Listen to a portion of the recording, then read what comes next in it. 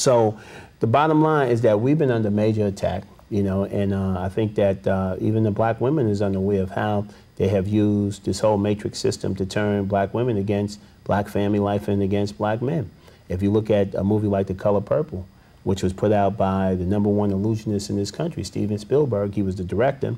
And this is a guy who produces Poltergeist and Close Encounters and Raiders of the Lost Ark and, you know, E.T., all these are great movies with special effects, and all of a sudden he's making The Color Purple.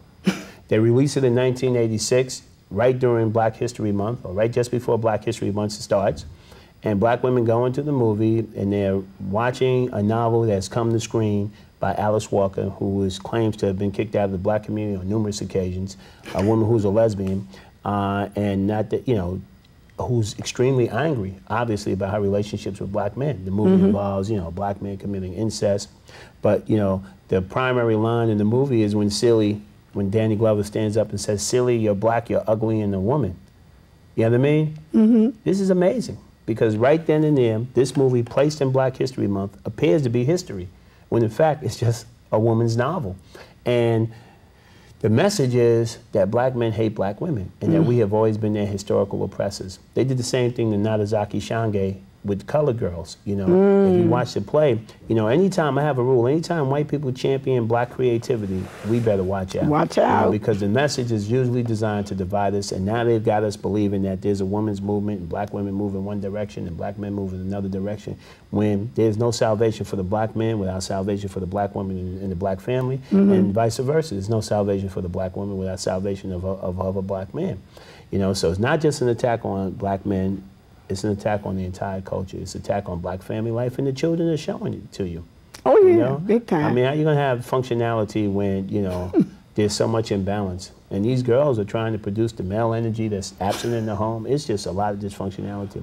So what we have to do as a people is understand that culture is a people's best protection against exploitation. We watch other people from other cultures come to this country and they have that protection, whether it's in language or in the way they do things. And we had those things, but we dismantled all those things. And as a result of us dismantling those things, we are now, you know, experiencing all of the ramifications of dismantling the strong black family life that was established, the strong economic life that we had under the wonderful benefits of segregation.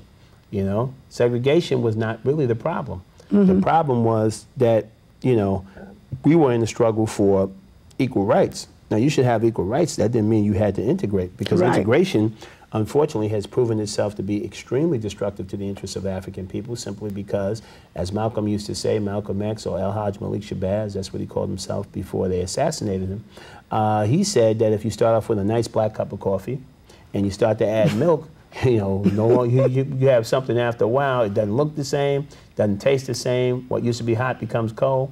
And I say that, you know, that black cup of coffee that represents 12% of our population has been placed at the onset of integration next to a gallon of white milk. And once you pour that gallon of white milk into a cup that really can't handle it, after a while, all you have is a big mess, and that's what we have today.